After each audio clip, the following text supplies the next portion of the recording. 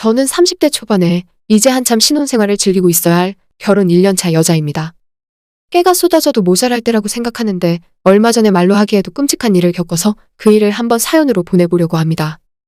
일단 오늘의 이야기를 하기에 앞서 저에 대해서 먼저 말씀드려야 할 것 같아서 제 이야기를 먼저 할게요. 저는 고아입니다. 부모님 두 분 모두 제가 어릴 때 사고로 돌아가셨어요. 그때부터 할머니 할아버지와 함께 살았고 제게는 그 두 분이 부모님이나 마찬가지입니다.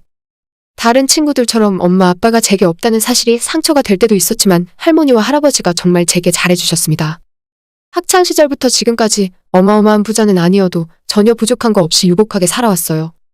그 바탕에는 저희 할아버지께서 젊은 시절부터 열심히 일하시면서 회사도 운영하셨고 재산이 꽤 많이 있었습니다. 항상 제가 필요한 건 다 해주셨고 아마 부모님이 살아계셨다고 해도 저희 할머니 할아버지만큼 저를 사랑해 주셨을까 싶을 정도였어요. 제가 대학 졸업하고 회사에 취업해서 이제 좀 효도를 할 수 있게 되었을 때 할아버지께서 먼저 돌아가셨습니다. 정말 슬프고 힘들었지만 할머니가 계셨기 때문에 이악 물고 버텨냈어요.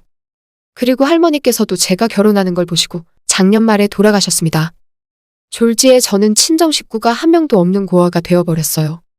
할머니께서 돌아가시면서 유일한 식구인 제게 모든 재산을 남겨주고 떠나셨고 세금 낼 거 다 내고 정리했더니 현금과 부동산 모두 합해서 20억이 넘는 재산이 하루아침에 생겼어요.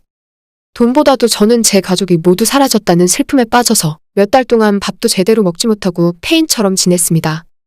그때마다 남편이 저를 위로해주고 제가 버티고 기댈 수 있게 만들어줘서 지금까지 버틸 수가 있었어요. 시부모님도 갑자기 고아가 되어버린 저를 너무 불쌍하고 가엾게 여기셔서 그 뒤로부터는 제게 정말 잘해주셨습니다. 선물도 많이 사주시고 제가 좋아하는 맛있는 음식 만들어서 가져다 주시고 우울해하는 제 기분을 풀어주시기 위해 노력하셨어요. 너무나도 감사하고 죄송한 마음뿐이었습니다. 제가 남편과 결혼을 준비하면서 할머니의 도움을 받지 않았어요. 할머니께서는 집이랑 혼수를 다 해주고 싶어 하셨지만 그때 당시에 할머니에게 얼마의 재산이 있는 줄 정확히 알지 못했던 저는 할머니의 노후도 걱정이었고 제 능력으로 결혼을 하고 싶어서 모든 도움을 거절했습니다. 회사 생활하면서 알뜰하게 모아둔 돈이 6천만 원 정도가 있었고 남편이 본인 모아온 돈과 시부모님의 도움을 조금 받고 나머지는 대출을 해서 25평짜리 신혼집을 구할 수 있었어요. 제 돈으로는 혼수를 맞추고 남편에게 차도 한 대 사줬습니다. 결혼 초기에는 시어머니께서 저를 그렇게 좋아하시진 않았어요. 제가 부모님 없이 자라기도 했고 결혼 준비하면서 친정에서 도움을 주지 못한다고 말씀드렸을 때도 탐탁치 않아 하셨고요. 대놓고 결혼을 반대하시진 않았지만 그렇다고 좋아하시지 않는다는 것 정도는 눈치챌 수 있었습니다. 그래도 남편과 저는 서로 좋았기 때문에 크게 신경 안 쓰고 결혼했습니다. 결혼하고 나서도 한 번도 시부모님들이 제게 살갑게 대해준 적이 없었어요. 제가 친정 부모님이 살아계셔도 이랬을까 싶었지만 서럽긴 해도 참고 견뎌야 하는 일이라 생각하고 제가 먼저 시부모님들에게 더 잘하려고 노력하고 지금까지 살았습니다. 그런데 하나뿐인 제 가족이었던 할머니가 돌아가시고 나서 갑자기 달라진 시부모님들의 태도에 처음엔 적응이 안 되더라고요. 이전까지 서운한 게 없다고 하면 거짓말이지만 그래도 제가 힘든 일을 겪을 때 옆에서 힘이 되어주는 게 너무 고마웠고 이게 가족이구나 싶었어요. 남편도 예전에도 제게 잘해줬지만 그때부터는 저를 더 신경 써줬고 그 덕분에 금방 극복하고 다시 예전처럼 지낼 수 있었습니다. 사실 저는 할머니의 유산이 얼마가 되는지 알지도 못했어요.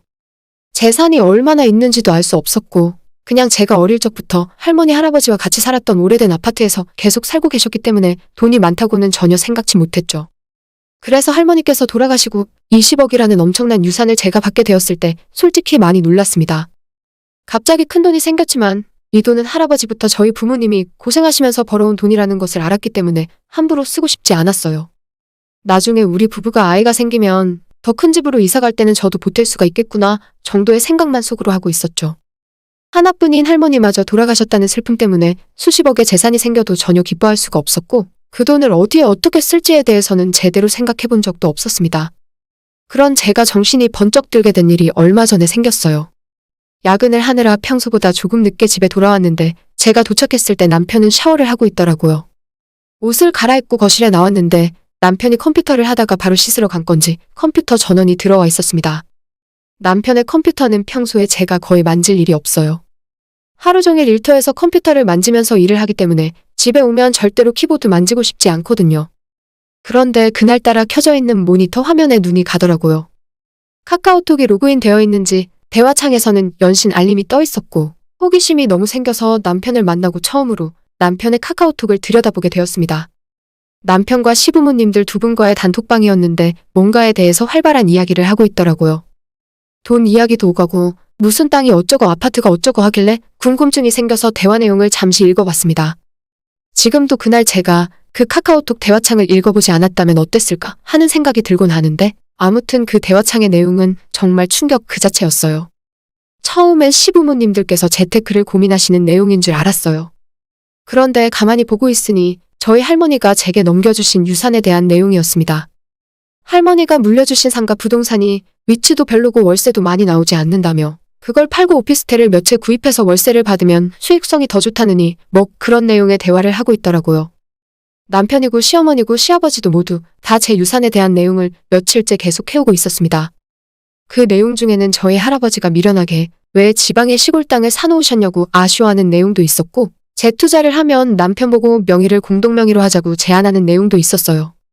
이 집이 시부모님들이 보태준 집이기 때문에 저는 얹혀 사는 입장이라서 유산에서 얼마 정도는 자기들한테 줘야 한다는 말씀도 하시더라고요. 더 웃긴 건 믿고 의지하고 있던 제 남편조차 시어머니의 말에 동의하면서 천천히 저를 설득해보겠다고 대답하고 있었습니다.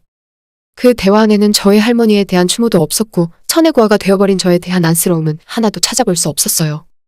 오직 갑자기 제가 갖게 된 유산에 대해서만 관심이 있고 어떻게 하면 그걸 뺏어갈 수 있을지에 대한 이야기들로 가득했습니다. 대화 내용을 읽고 있는데 속에서 구역질이 올라왔습니다. 그동안 할머니를 먼저 보내고 나서 저를 위로해주고 제 앞에서 알랑방귀를 뀌는 와중에 속으로는 저런 생각들을 하고 있었더라고요. 남편이고 시댁이고 다 필요 없고 용서할 수 없었습니다. 이런 속마음을 알게 된 이상 남편과 하루도 더 살 수가 없었어요. 단톡방 대화 내용을 다 복사해서 제 카카오톡으로 보내놓고 저는 바로 그 집을 빠져나왔어요. 막상 나오니 갈 곳도 없어서 일단 근처의 회사 동료의 자취방으로 찾아갔습니다. 뒤늦게 남편이 제가 카톡을 봤다는 사실을 알고 제게 전화하고 카톡을 보냈지만 더 이상 남편과는 대화하고 싶지 않았습니다. 어떠한 대화도 하고 싶지 않고 그냥 이혼하겠다는 말만 해두고 연락하지 않았어요. 그랬더니 남편과 시부모님 모두 길길이 날뛰고 난리가 났습니다. 다음 날 낮에 남편에게 양심이 있으면 그냥 아무 말 하지 말고 이혼해달라고 이야기했고 남편은 일단 저보고 만나서 이야기하자 하더라고요. 얼굴 보고 싶지도 않았지만 언제까지 피할 수 없다는 생각에 일 끝나고 집에서 만나기로 하고 퇴근하고 집으로 향했습니다. 현관문을 열고 들어갔더니 남편을 포함해서 시부모님 두 분이 모두 와 계시더라고요. 그 뒤로는 정말 다시 떠올리고 싶지도 않습니다. 인간의 바닥을 본 것 같아요. 남편과 시부모님 두 분은 제게 잘못했다고 사과를 하다가 통하지 않자 협박도 하고 저주도 하고 다시 저를 회유하기 위해서 잘못했다고 사과를 하고 땅바닥에 드러누워 울기도 하고 정말 인간이 이렇게까지 혐오스러울 수 있구나 깨달은 날이었어요. 차라리 담백하게 사과를 했으면 제 마음이 이 정도까지 무너지진 않았을 텐데 방바닥에 주저앉아 울고불고 억지를 쓰던 시어머니의 모습이 아직도 잊혀지지 않습니다. 결론적으로 저는 마음을 바꾸지 않았고 남편과는 이혼했습니다. 아이도 없고 결혼 생활 자체가 짧았기 때문에 비교적 깔끔하게 이혼했네요. 재산분할이라고 할 것도 없고 남편이 해온 집이기 때문에 제가 혼수만 들고 몸만 빠져나오는 걸로 합의를 끝냈습니다. 남편에게 사줬던 차도 제가 다시 끌고 왔고요. 그리고 회사 근처에 혼자 살기 좋은 오피스텔을 한 채 구입했어요. 할머니가 남겨주신 유산을 너무 급하게 써버리게 되어서 마음이 좋진 않습니다. 제가 그날 남편과 시부모님의 대화 내용을 훔쳐보지 않았다면 저는 아무것도 모르고 남편과 시부모님을 믿고 의지하면서 모든 것을 뺏기고 말았을 것 같아요. 그만큼 마음이 약해져 있었고 따뜻하게 잘해주시는 그분들에게 많이 기대고 있었으니까요. 지금은 진짜 세상에 혼자가 되어버린 기분이에요. 가족도 없고 믿고 의지할 사람 하나 없다는 게 너무 쓸쓸하고 슬프기만 합니다. 그래도 우울해하지 않고 열심히 살아야 한다는 생각으로 아침에 일어나서 출근하고 열심히 일하고 맛있는 음식 먹으면서 즐겁게 살기 위해 노력하고 있어요. 언젠가 제 마음의 상처가 다 나았으면 좋겠습니다. 지금은 그 누구도 믿고 싶지 않네요. 제 이야기는 여기까지입니다.